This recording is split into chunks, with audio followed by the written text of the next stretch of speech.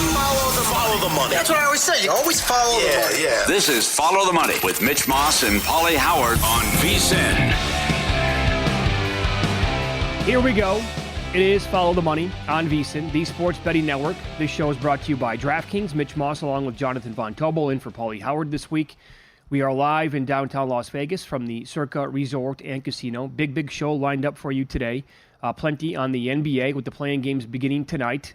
Some adjusted numbers now with news that came out yesterday in this sport we'll get to. Fresh NFL draft props that we're going to discuss in 15 minutes.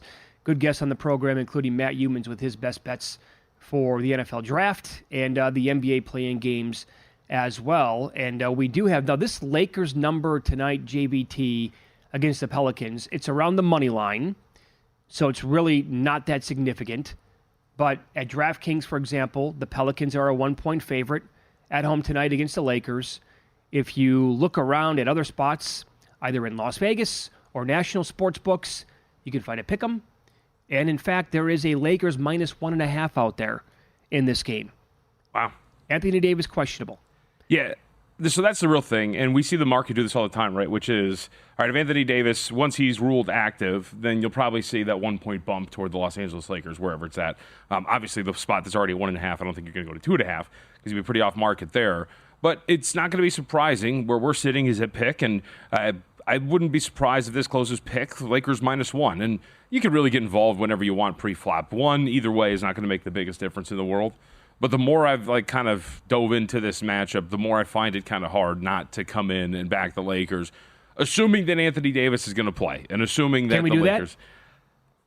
I want to say yes because it's the play-in, and you don't want to play games with this injury report anymore. And if he's going to be healthy and available, he's going to be ready to go. And it would seem that the indications are that he is healthy and ready to go. So I'm going to kind of assume that you're going to get AD out there and that this is eventually going to close pick Lakers. If I made Anthony Davis right now -$2 to play in this game tonight, would you bet the yes? I would say yes. You would bet $2? I know we were talking and kind of laughing about the ability or the potential for the Lakers to try to thread the needle, right? Which is lose this game, then play the winner of the 9-10 matchup and try to get the Oklahoma City Thunder. The reality is that you don't want to put it up to a one-game elimination and that you want to come in and win this matchup. So I do think that you're going to put your best foot forward. I do think that Anthony Davis is going to play here, so I would say yes. I think it's a fair price at -200 he plays. They just played on Sunday. Was never even a game. Lakers blew them out. Are we going to get a repeat of that? Where are you at with Brandon Ingram and his status overall? Well, he doesn't. Here's the thing. So he misses a bunch of time. And then, of course, he comes back at the end of the year. Probably not that, I would say ready to go in terms of like the health and the continuity. But to me, that's not the biggest problem. So it's going over some of the things for this matchup. And obviously, the big thing that sticks out, Mitch, is what are you going to do defensively here? So the Lakers, in their 4 games that they played against the New Orleans Pelicans, they got an offense rating of 124.1. So every 100 possessions, they're scoring 124.1 points against the Pelicans. And the real big issue, and you saw in that last game, Jonas Valanciunas only played 7 minutes in that last game against the Lakers. By the way, I think it's points and rebounds. I got to double check. I was kind of half asleep when I was looking it up late last night. I think we're sitting at like 11.5. We don't know how long he's going to be out there. And the reason is he's kind of been a nightmare defensively for them. How about a couple of numbers here?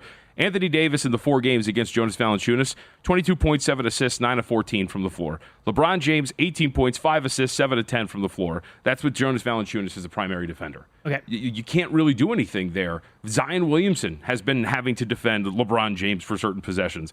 Yeah, same thing with Rui Hachimura. Rui Hachimura is a perfect 7 of 7 in this series against Zion Williamson as a primary defender. LeBron's been to the free throw line 10 times as Zion Williamson as a primary defender. What adjustments are you making defensively that is going to change this thing for you if you're the New Orleans Pelicans? Well, and we know that going in, right? Because, again, this year for the Lakers, the discrepancy in shooting free throws is heavily in their favor. Yep. And so if they're going to play their basketball game and it's going to be a typical Lakers refereed contest, they're probably going to outshoot the Pelicans by a significant amount at the stripe. And if they're hitting all those free throws, then they are going to win this game. And if AD plays, they are going to win this game. Do you think Valanciunas then is just, what's more likely to happen here? He's a total non-factor in the game, or he doesn't even play? And when I say that, I mean he's not going to get that many minutes. Yeah, I think you start him still, and he's played in all of them, but they're minus 19 in the 4 games with him on the floor. It's just not good. So you start him, you try to do something with him. Obviously, you're in a little bit of a tight bind because Anthony Davis does like to play a little bit like elbow extended, and then, of course, can use his athleticism in those spots. It's not like a traditional post-up and use your size. And to me, you mentioned the biggest thing, which is the free throws. The New Orleans Pelicans are 10th in free throw rate. They make 20.2 free throws for every 100 shot attempts. It's the 10th best in the NBA. The Lakers, the underrated thing about what the Los Angeles Lakers do, it's not so much that they make as many free throws. They're second in both offensive and defensive free throw rate. So not only do they get a ton of free throws, they don't foul teams, or I guess we'll say they don't foul teams. The referees don't blow the whistle right. against the Lakers as much as they do to every other team in the league, basically. Correct. And so when you as a team are dependent on that, but you can't get there while the other team can consistently do it, it's absolutely nuts. And when you look too, how about this? This is the big thing, and it goes back to, again, like for me, that's why I keep going back to the Lakers, because these physical matchups are always still there. In these 4 games, Mitch, that they have played, 40.9% of the Lakers' attempts have come within 4 feet of the basket. They have shot 76% on those attempts. No, that is bonkers. They're just killing them inside. They're getting to the free throw line. And you don't know what you're going to do because you have good wing defenders. Like Herb Jones is awesome. Herb Jones gives up like 1 million pounds to LeBron James. Oh, yeah. You're not going to throw that's him no there. contest. Right. So, like, this is why I like the playoffs so much, because you look at these matchups, you go, what are you going to do? How are you going to adjust? And for me, there's not much adjustment you're doing here in this series that's going to change what has been going wrong for you through the first 4 games. What if we get absolute peak A-plus game out of Zion Williamson? I mean, it could be. And he goes for 35, 8 rebounds, and 10 assists. Then I think you're looking to play this thing over, because I don't think there's a reality in which you're stopping the Lakers. Like LeBron, again, is matching up with Zion pretty frequently in this matchup. You're not feeling comfortable putting Zion pretty much anywhere else. You could put him in that role of kind of like a roving defender, but he's not like a Rudy Gobert or anybody else that's going to come over and tightly contest some shots. So maybe this thing goes over the total. But if that's what you're looking for, you're also looking, of course, if that's going to be the case, you're getting to the free throw line a little bit more than you were in this series against the Lakers.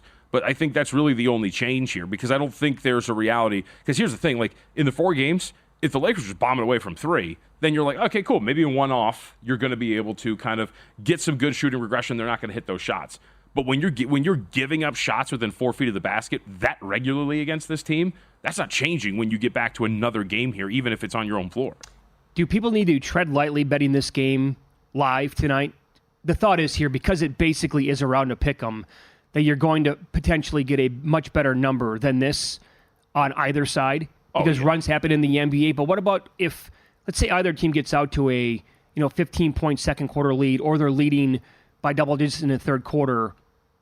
Could the team that's losing at some point decide, you know what, we lose this one, we're going to punt on the rest of this game. We have one more. I'll sit my guys here, and you want to be careful with maybe watching what they're going to do with the rotations. Could that be in play? I mean, I think it is, but I don't think it's in play until late in the fourth quarter. Late in the fourth quarter. Because, like, as we kind of discussed here, like if you're the Lakers and for whatever reason you find yourself in the fourth quarter with like 2.5 minutes left, 2 minutes left, and you're down by like 13 points. Do you give it like one more possession, and if you can't get that 3 or whatever it is, do you pull the plug? Because not only do you have one more shot at this, whoever's going to win the late game, there's also the added benefit of, if we win that game, we get the much more favorable matchup there in the Oklahoma City Thunder. And then, by the way, we get the winner of L.A. and Dallas, so that would be a fascinating matchup for them as well. So the path just becomes a little bit more easier. So I think that's kind of the worry. But I still think, like, first half, I wouldn't be shy about doing what you usually do in NBA games. Like you said, it's a 1-point spread. If the Pelicans go up 6-0, you're going to get a pretty good, solid number here. You want like if that's your plan, you want like 16-5 out of the gates. Yeah. Timeout. Okay, what's the new line? I'm going to come and bet the Lakers at that point. Yeah. I would also flip it though and say the Pelicans. I mean, could the writing be on the wall early for this team? They just got blown out again against the Lakers on Sunday. Ingram has not. I mean, he was hurt for a while. Recently came back, and they could look at it as, well, we do have another home game here. Sure. Yeah, I mean, that would be the team that would want to probably stay away from grabbing a big number if you're getting blown out. I think so. And by the way, too, I mean, it's just the mental aspect of it, right? Which is, great, here we go again. Oh, that's the thing. If the Lakers go up like 16-5 immediately in this matchup, if you're the Pelicans, where are you at mentally? Well, even if it's like 62-43 at halftime or something where it's totally lopsided, What are you going to get in the second half? Man, I remember I was there. I was so excited to watch this in-season tournament game between them and the Lakers. Left after the second quarter. It was like, there's no need to be here. Yeah. They were getting run off the floor. And again, you see that, big matchup. Obviously, everything on the line for the Pelicans. You got to get out of the play-in. You get ramped up and ready to go. I mean, they essentially played this game. That was a playoff game for both those teams at the end of the regular season. Yep. And that's what transpired. Yep. It was an absolute slaughter. I will point out that the public, they are 6-10 ATS playing the playing games. Mm-hmm. And tonight, the Lakers at DraftKings, 68% of the handle, 74% of the bets. And in the late game, the Warriors now bumped up to 3 at some spots. They're getting 92% of the handle at DraftKings, 77% of the bets. Wow. I mean, look, you mentioned it, though, 6-10. There's 6 covers in there. They're right sometimes, right? So I just, when there's so many mismatches that go in favor of one side, and it's not reliant on shooting from distance, things like that, I find it hard to, obviously the looming thing is whether Anthony Davis is going to play.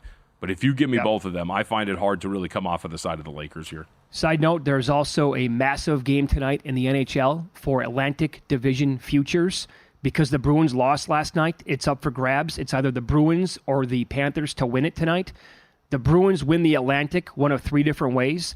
If they beat Ottawa tonight, Florida has to lose against Toronto in regulation, or Boston and Florida both lose their games in overtime, then Boston will win. If it comes down to a tie, Florida owns the tiebreaker tonight.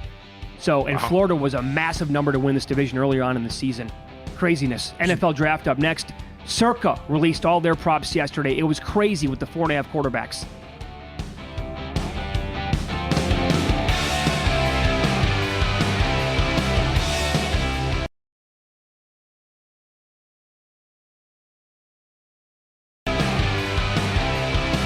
VSiN.com. Check out the newsletter, folks. You can start your morning with a daily dose of winning strategies, insider tips, and the latest buzz. In today's newsletter, I was working hard yesterday. Our NBA postseason primer is out, and it is free to download if you're a subscriber of the newsletter. So check it out now. I have the Eastern Conference, Zach Cohen at the Western Conference. Previews of the 2 series that are set, some analysis on the top seeds in the respective conferences as well, and more on the play-in games up on the website of VSiN.com. Check it all out, VSiN.com/newsletter. Did you make a decision on the Bulls-Hawks game? As long as you were writing up the Eastern Conference? Yes, so I'll have the Eastern Conference play-in article up later today after we're done here. But, I'm going to do it one more time. I'm going to give these Hawks my trust one last time. One last time. Although, I don't know if this is good or bad. Did you see the report this morning? Trae Young, potentially on the way out. Well, that's... You want to know what the deal... this is the ideal spot. You ready for it? Sure, because I don't think he has an ideal spot. Oh, I think you'll like it once I throw it at you. Drum roll, please. Trae Young teaming up with Mitch Moss's Defensive Player of the Year. I absolutely hate it. Why? That's awesome. It'll make the defense worse. No, but that's perfect. You just get blown by every time and allow Victor Wembanyama to just swallow up every single drive to the basket. Exact opposite of what they need. It's going to be great. Oh, it's going to be so bad. Dude, those lobs with him, those pick and rolls with him and Wemby, it's going to be sick. The game. What are their totals going to be if that happens next year? 260? No, it's going to be like 98.5 because Victor Wembanyama is like the best defensive player on the planet. Well, he is. But overall, that makes the team defense much worse. I think it works. That'd be cool. I'd watch a lot of those games, tell you that much. All right, Circa, they would be entertaining. Yes. Spurs were entertaining this year anyway. Spurs. Circa opened up their draft props yesterday. Yeah. And very intriguing. It came around 1 o'clock Eastern, 10 a.m. Pacific, and the numbers were moving very quickly. For example, Bo Nix, all that talk about him going around number 12 to the Broncos, or certainly being a first-round pick, they opened him up here 32.5, juice to the over. It quickly moved to 34.5 over minus 170. So bettors were instantly gravitating towards that prop and playing him over, saying he's not going to be a first-round pick. Yep. The quarterback who was holding steady at last check, Michael Penix, 32.5, did not budge. I got over minus 190. Yeah. Yeah, that's where it opened? Okay. Yep, that's the first number that I saw as well. Yep. So if we do get 5 quarterbacks, I think it's going to be Penix and not Nix. I agree with that. So if I'm wrong about that, that's been one of the things that's also kind of shocked me about this whole thing. And I think I mentioned this to you yesterday. This whole time I've thought Penix was the better quarterback than Bo Nix. Well, he is. So I've always thought it was weird that Nix was the one people kept hanging their hat on as the guy who could sneak into the first round. I think Penix is like a left-handed Aaron Rodgers, the way he can zip the ball down, the athleticism, he's awesome. I don't understand why Nix was the guy that the rest were settling on. It's like, this has got to be the dude that's going to go in the first. I think he's worse than Michael Penix. Oh, Bo Nix was completely forced. All this talk about. I no offense to the kid. I mean, I hope he goes to the NFL, turns out, makes millions, whatever. Absolutely. I'm never rooting against anybody. I just did not see it at all. Watching him up close and personal, by the way, twice last year. I never once thought this guy has first-round pick written all over him. Were you at the Oregon-Washington game? Up in Seattle, yeah, right. and the one here. Yeah. I mean, their offense was awesome, but there was never anything deep. It was all dink and dunk. It was Derek Carr. Would you take Derek Carr with a first-round pick today? They literally didn't. He never did. So, now this is interesting, too. Marvin Harrison's draft position, 4.5. The under opened minus $4. Oh. At last check again, it was still in that range, so nobody wanted to touch that one. That eliminates the idea of quarterback. Sure. Right? So if Arizona holds tight at number 4, the thought is Harrison's going to be the guy, hence the minus $4. Does that also mean that J.J. McCarthy, his draft prop number is 5.5? Does that mean if the Vikings trade, it's going to be with the Chargers at number 5 to get ahead of the Giants, and that's where McCarthy's going to go? Yeah, I think that's always plausible. I mean, I guess the Patriots are always kind of an interesting spot because the Patriots, I think, are a team that is going to look at this realistically and go, we need to build up the roster first. We don't need to grab one of these quarterbacks. And so maybe you trade up the 3rd to go and get him if that's going to be the case. Or maybe they take Marvin Harrison Jr. But I would say that, as we've kind of discussed and where, my draft portfolio is kind of shaken out to be is I think that McCarthy ends up going a little bit later. I know it's fun to say that, hey, top 4 quarterbacks, all that kind of stuff, but I think it's more of a realistic scenario like we talked about with the Chargers. Haven't really taken top 30 visits with these offensive linemen. Do you trade back, get some more assets, and then use a couple of picks on that offense, get one of the wide receivers get one of the offensive linemen in a deep class in the first round, and grab those 2 picks from Minnesota? I think that makes a little bit more sense than trading up to 3 or even trading up to 4. All the reports that we've gotten, and there's not that many, but they indicate that Arizona's infatuated with Marvin Harrison Jr. So why would they pass up on the opportunity to draft the guy that they reportedly love to then move back? You get the capital, but they really want Harrison Jr. by all accounts. Yeah, unless they're completely blown away by the trade offer. It's simply something that they cannot refuse, right? Where the team just comes in over the top and they play the point system and they realize, wait, they're offering us way too many points here via that draft capital, like you mentioned, and we have to take it. Yes, or in Sam Monson came out with his mock draft for Pro Football Focus. He had J.J. McCarthy going 2. So let's say that reality happens. If you're Minnesota, if we're believing all the smoke that J.J. McCarthy's the guy that they want, would they then trade up to just get whoever's left? Probably not, right? I don't think so. I mean, maybe the Raiders would be the one team that would make the phone call then and say, wait, our guy is still available at pass number 2. Yeah. The Raiders could then be on the horn immediately because that's the guy they're infatuated with, or Antonio Pierce loves anyway. Jaden Daniels, yep. I do think there is a path, by the way, for the Vikings to not trade up and still get McCarthy at number 11. I completely agree. Right? Because if it does go quarterback, Cardinals go Harrison, Chargers go Joe Alt. Do the Giants need to take J.J. McCarthy number 6? Why would they? I don't think that they would want to start all over, hit the reset button with that guy at number 6. I think they want to give Danny Dimes certainly more time. And they just brought in Drew Lock. I don't think McCarthy would be the pick. Titans, why would they? They took Will Levis last year. Yep. Atlanta has Kirk Cousins. Number 9 is Chicago. Well, they're going to take Caleb Williams, number 1 overall. Number 10, the Jets picking on. They're not going to take quarterback. So the Vikings are picking at number 11, unless a team like the Broncos or the Raiders would leapfrog the Vikings to take J.J. McCarthy. And I think there's a possibility of that not happening. Right. Well, and I said this to Tim when we were on primetime last week. To that point, let's say you get to a point where let's say you get to 10 and J.J. McCarthy's still there. You have more in your cabinet to trade regardless, right? So if you're the New York Jets, if you're getting calls from Denver and Las Vegas to leap Minnesota for that spot, you're always going to call Minnesota And you're going to tell them, hey, this is what they're offering. What do you have? No doubt. You're always going to play them. So I always think that Minnesota's always going to have the availability, even just to move up one spot if they need to go get J.J. McCarthy. So I would agree with that sentiment, too. That's why I kind of go back to McCarthy potentially just not sliding, because I think that this is the reality. Like Dane Brugler had him as the 21st pick, sure. right? Ranking first to second. I think that this is more of a reality where we do this all the time, but you look at it and you go, if Washington takes Jaden Daniels and New England sitting there and go, yeah, we like Drake May. He was actually our second guy, and he's here at 3. Let's take him. You mentioned the rest of the scenarios there for those teams. And for the Giants, it was pointed out by, I think it was the guys at PFF again, but, this front office, everything, there's some questions as to whether or not, what's happening at the top of this, this team. Why would you take a guy that you're probably not going to be able to be around to develop at quarterback? Reality is you're probably going to want to take a guy that makes the team better so you guys don't lose your jobs here this year. Totally agree. In fact, I thought this was when I was tracking and I made a couple of bets on the props that I'll get to here in a second. But when I was looking at all the line movement and the odds changing here at Circa, and I took a screen grab of this, tweeted it out at Mitch Moss Radio, the total number of first-round quarterbacks, 4.5. At one point, JVT, the odds moved to minus 125 to the over. That's what we're talking about.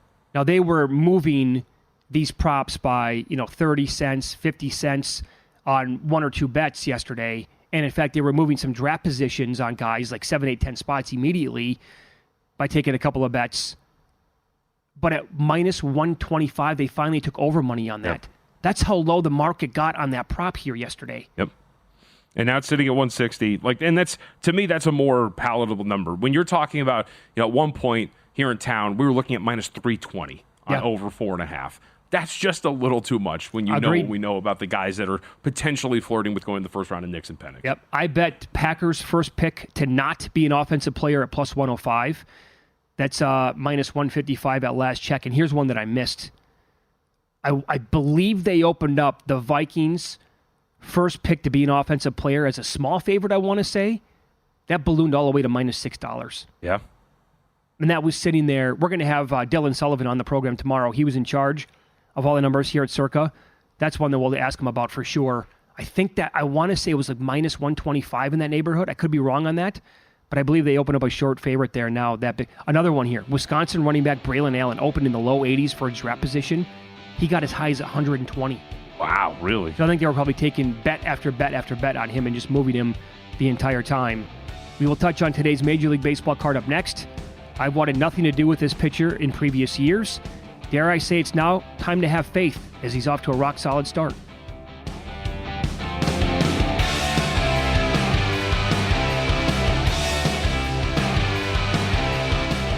VSiN.com/splits. The Betting Splits page is still open for free, folks, so check it out now. You can get all the Betting Splits access you need to handicap the play-in matchups later tonight between the Los Angeles Lakers and the New Orleans Pelicans, and then the nightcap between the Golden State Warriors and the Sacramento Kings. Again, 2 weeks it's been open, man. Betting Splits access. You don't need a pro subscription.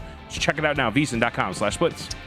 Wild day yesterday in Major League Baseball, capped off by a $4 dog winning outright last night. Nationals beating Tyler Glasnow and the Dodgers. How about that? Yeah. Moneyline parlays, down the drain, down the tube. Glasnow was beautiful. He was magnificent in his last outing. I don't think I've ever called a pitcher beautiful before in my entire life. He had a beautiful performance. Hair. How about that? He struck out 14, came back to reality. So, you like to do that quite often, is that when a guy is completely lights out, or maybe, for example, throws a no-hitter or a combined no-hitter or comes close to that, you want to go against him in the next game? Well, for people who were betting the Nationals last night, that was a winner. I don't know how many people were. Maybe some sharp people were, but the Dodgers, that's a huge favorite. They go down. I'll be honest, the picks were not good at all yesterday in baseball. I was wrong on the Yankees. Got that one wrong. That was a loser. The leans as well with the Pirates and the Brewers, no good. Yeah, I was really impressed by that performance by the Padres in that one, huh? Going out there and beating up on Milwaukee, holding them down, winning that thing 7-3. Down 3-0 immediately. Brewers had runners on the entire time. Well, Sunday Night Baseball, doesn't matter. Flew halfway across the country for a night game against Milwaukee. Came back. How about the Angels yesterday? Coughing it up, plus the half run, bottom of the fifth inning. Sandoval's wheeling and dealing, then allows the first three guys to reach. Looks like he's going to get out of it, then lets one get through, and they go into the bottom innings down 1-0. So your boy Mike Trout hit another home run. He has 7. What kind of season are we talking about for this guy? First of all, how many games will he play in? I mean, look, I've said this 1,000 times because it'll be cruel. He's going to play in 156 games now. He's going to hit about 45 home runs and bat like 370. I joked with you about this when you sat in like 2 months ago. Yep, and they're going to get outlier pitching performances all year long. Sandoval's going to turn things around. We talked about Detmers yesterday. He's going to have a Cy Young career, or excuse me, a career year, and they're going to win like 87 games and make the playoffs. Yeah. Now that Ohtani's not there, it's going to be agonizing. He has 7. Are we like realistically here? Are we talking about 35 plus bombs for Trout this year? Oh, I think if he's healthy, he seems on, man. Like he is 7 at this point. Yep, he is on. He's seeing it well.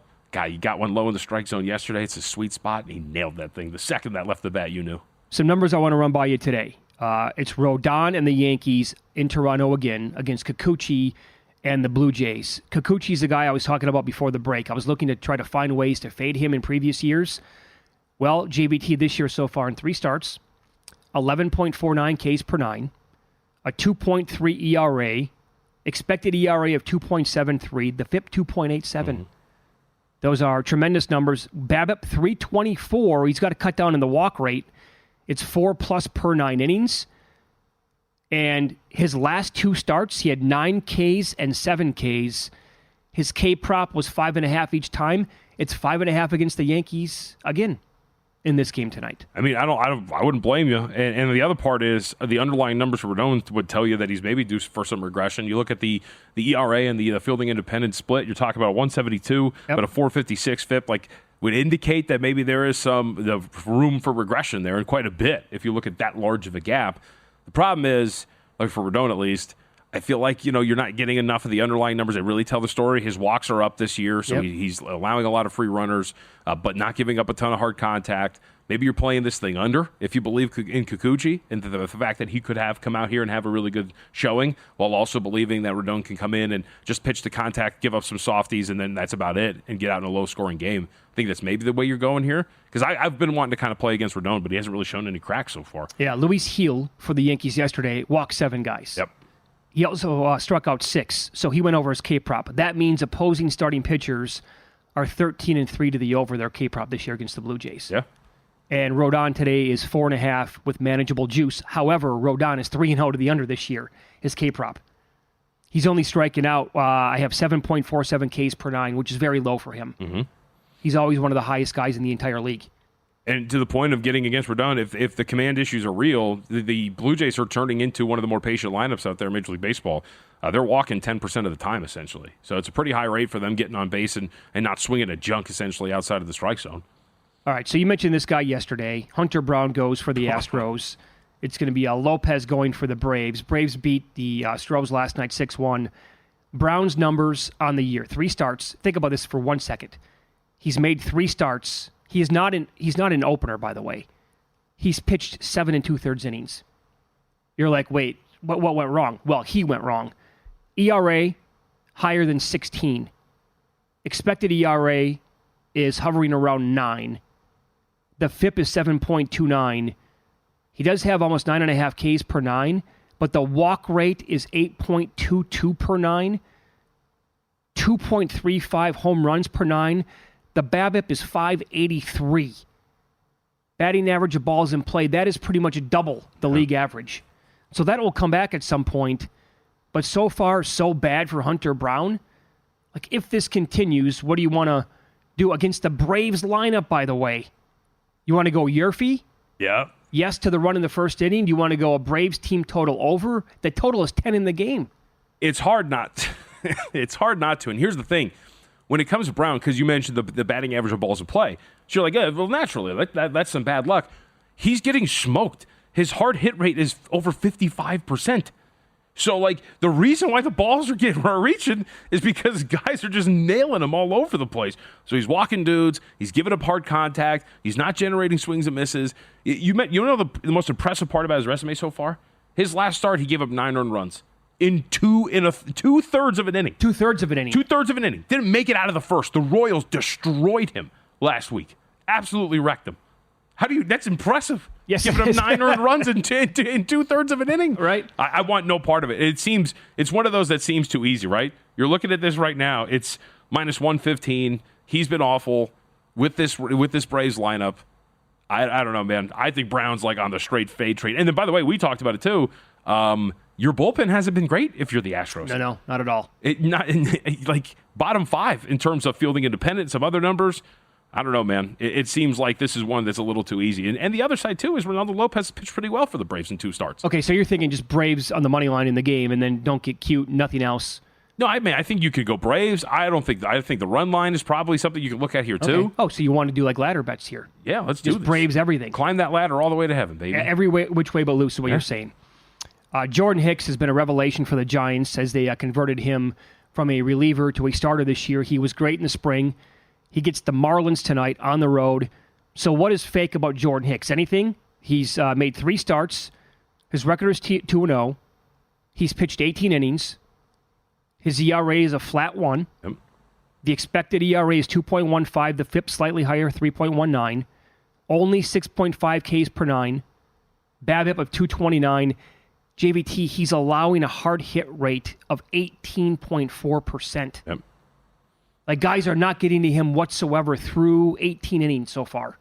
I mean, I'd say there's nothing. I don't know. I'd feel pretty comfortable here if you're looking at, especially the way that the Marlins are swinging the bat. Like, they're not an effective lineup in any way, shape, or form. Yeah. Early part of the season, dead last, away to runs created plus. They're not hitting for average. They're striking out at a decent rate. They're not walking. And especially when you're a guy like that just pitches to soft contact and allows your defense to eat those things up, like, I don't see why you wouldn't feel comfortable here. I don't think there's anything real fake about Jordan Hicks' numbers when you look through at all. I don't think so either. Nope. And I'll give you one more. Rookie sensation. Jared Jones goes today for the Pirates. His K-prop is sitting between 5.5 and 6.5 the way it looks right now. Over 6.5 is plus 140 at DraftKings. He's made 3 starts, 18 innings, 12.5 Ks per 9.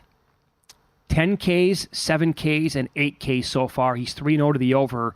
The K-prop started this year at 4.5, moved to 5.5, then at 6.5.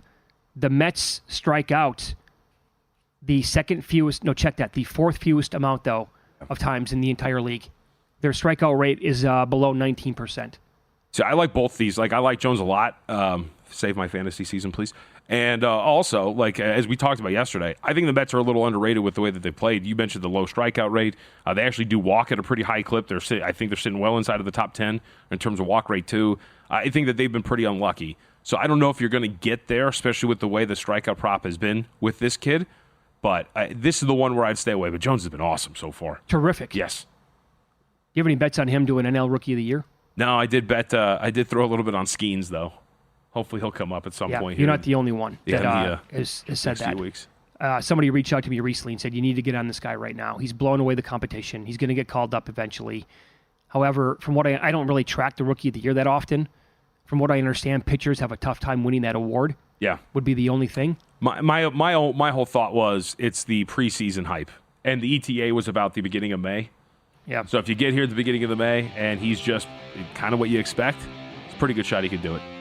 At least a dead shot, you know? I will have a best bet today in Major League Baseball. It involves that Yankees-Blue Jays game coming up a little bit later on in the program. VSiN host Matt Youmans on the show coming up next. Which NFL draft bets does he suggest at this point? Find out next.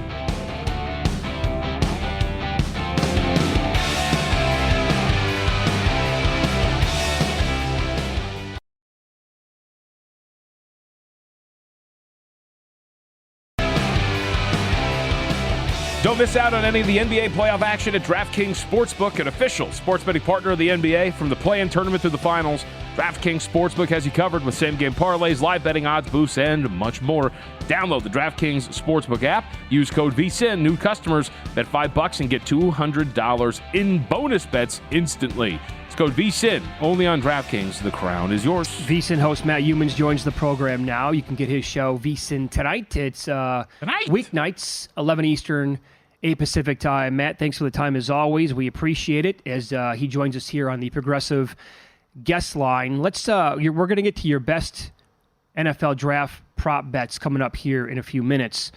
But your takeaways from Scottie Scheffler winning the Masters. We were talking yesterday about how we're probably not going to be betting him to win the PGA next month. Somehow, some way, he's actually still listed to play. Why would he even consider playing this weekend? And what do you want to do about that? Yeah, I'm a bit skeptical that Scotty Scheffler is going to play this week at Hilton Head, South Carolina, in RBC Heritage. You go back to the Masters, and a week ago we're talking about, I don't want to bet a lot of guys on the futures board this week because Scheffler is such a strong favorite. Well, I ended up making some bad bets on guys like Brooks Koepka, Tony Finau, trying to hit some longer shots. And by Friday, I just gave up. I said, this reminds me of UConn the previous week, where UConn going into the Final Four, you had a pretty good idea that Huskies going to win it. By Friday, I had a pretty good idea Scotty Scheffler is going to win the Masters like most people. So I broke down and bet the favorite at plus 123 to cover the other losses on the futures board. And Scotty Scheffler was steady. He made a few uncharacteristic mistakes, but a bunch of the other guys in contention made more mistakes, and Scheffler's just too solid. He's got an advantage at Augusta. He knows how to play that course. He's won it 2 of the last 3 years. He really doesn't have that same edge in the obviously in the majors that are coming up later this summer. So that was one where he's going to be the strongest bet this week in South Carolina. I do think maybe there's a little bit of value on some of the other players. If for some reason Scheffler withdraws this week, maybe Ludwig Oberg at 14-1, Cantlay at 17, Cameron Young at 33. Who knows? One of these guys could break through. Cantlay's got impeccable form on this course, even though I don't like him at 17-1. It might be a decent play. Scotty Scheffler could not wait to get home to Texas after the Masters with his wife about to deliver the baby. JVT knows what that's all about. And, I would say that it seems unlikely that he is going to play this week, and he's around a plus 450 favorite. And that does give you some value on some other players if you think there's a chance he's going to withdraw, and you got to think there's a decent chance it's going to happen. That resonates with you, right, Matt? You'd go home and take care of your pregnant wife, wouldn't you? I would stay there and play golf, but yeah. So I'm looking at one of the first matchup I see, by the way, on the board is Scotty versus Xander Schauffele. And, of course, Scotty's a big favorite. He's minus 215. Would you want to take Schauffele there at all, just in case he starts, doesn't finish, and that possibility might be distracted anyway, not have a great follow-up round to his Masters win? Yeah, there's probably going to be a bit of a hangover from the Masters win, too, and everything going on with his family life. So, yeah, I think you have to look at all those sorts of bets this week. I hate to say it again, trying to find a way to beat the favorite in Scotty Scheffler, but this week I think it makes a lot more sense. All right, Matt, we did the Edge for a while. You know me pretty well, and you have betrayed me here when it comes to one of my favorite things to do every single year. Tell me why you're going against the Bible of JVT, and we're going over on 4.5 quarterbacks? There's one bet JVT is going to make every year. Actually, 2 bets. One is going to be the Clippers to win the West, and the other is under the quarterback prop number in the first round. I have not made this bet yet, but I'm thinking about it, and it's 4.5 over. Chuck Esposito, Red Rock Sportsbook, had this number over 4.5 minus $3 last week. And right now it's Circa, the 4.5 on the quarterbacks is minus 160 after, by the way, props to Circa for putting up a ton of NFL draft props yesterday. So now we got station casinos, Circa, DraftKings. You got a bunch of different stuff to look at here. So Joel Klatt on NFL Network tonight is predicting 6 quarterbacks in the first round. I don't think that's going to happen. Obviously, really good chance we're going to see 4 in the top 10. Some people think 4 in the top 5. Now, who's that 5th quarterback? Michael Penix, I think, has a better shot than Bo Nix to go in the first round. But we're going to get late in the first round, I believe, until one of those guys has a chance to get off the board. So I'm not crazy about this over 4.5 bet. But there are so many teams that need a quarterback.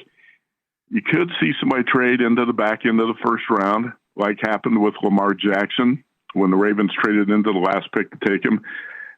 So, yeah, I'm leaning over 4.5 on that, thinking that Penix or Nix have a decent chance to go late in the first round. But I'll tell you what, I'm more interested in here a little bit more right now is J.J. McCarthy under 5.5, because I do think he's going to be a top 5 pick. I'm reading a lot more that the Washington Commanders might like him at 2, the Patriots at 3. Jaden Daniels is probably going to go 2. But I think J.J. McCarthy is one of those guys who's liked a lot more by the NFL teams than the average fans do. Average fan thinks, well, he was a game manager at Michigan. He's not a dynamic quarterback. I think a lot of these NFL teams are looking at him like, hey, this could be the next Tom Brady. I don't know if that's the case. But at the number 5 spot, I don't think the Chargers are going to trade that pick to the Broncos. I think it's the Vikings. Vikings move up to 5. If McCarthy's there, they take him. So under 5.5 minus 155. I think Circa's got the right number on that. But the more and more I look at this and the more I read about it and then listen to the draft analyst, I think McCarthy is going to be a top 5 pick. So, okay, how does this play out then exactly? And I know what you just said, but let's run through this then. Mm-hmm. Under that scenario, it's going to be Williams 1, of course, then Daniels number 2. Drake May still goes 3rd overall, I'm guessing, to the Patriots. Cardinals say, no, we're not going to trade. Teams don't want to go up that high anyway, potentially. They take Marvin Harrison, number 4. And then the Chargers there on the board, they could easily move back and take an offensive lineman anyway. So that's going to be the dance partner the Vikings are going to find to take McCarthy there? Well, it looks like it because the Chargers would be in a great position to trade down. They've got some other needs, and they don't need a quarterback. And I don't think, like you said, I don't think Jim Harbaugh wants to trade that 5th pick to the Broncos and let McCarthy into the division. Drake May might be the quarterback who slides. And I did read something that in the Patriots organization are really high on J.J. McCarthy. So if he's there at 3, maybe the Patriots take him at 3. That's possible, too. I'm not a big proponent of taking wide receivers in the top 10. I know everybody loves Marvin Harrison Jr. A lot of it has to do with his name. But you can get really good receivers later in the draft. You got to look at it like an advantage gambler. I think when you're drafting and say, what's the value of taking these receivers in the top 10? Hey, Devontae Adams was a 2nd-round pick. Puka Nacua was a 5th-round pick. You don't have to take these guys in the top 10. So I'm not sure all 3 of those top-rated receivers are going to go in the top 10. I wouldn't do it, but they're probably going to go there. I think it's a better bet that J.J. McCarthy is going to be off the board in the top 5 picks. There are a lot of draft position props here that Circa put up that I like. I'm going to put a column up at vsin.com this week with my best bets on these draft positions because going through them, I've already highlighted about 7 or 8 that I really like. Wow. I don't want to get into too much of them here because I want to bet them before I talk about them, but I do want to write about them. I'll put them up on the VSiN site. And I do give Circa a lot of credit for putting these up because most bookmakers don't want to do this.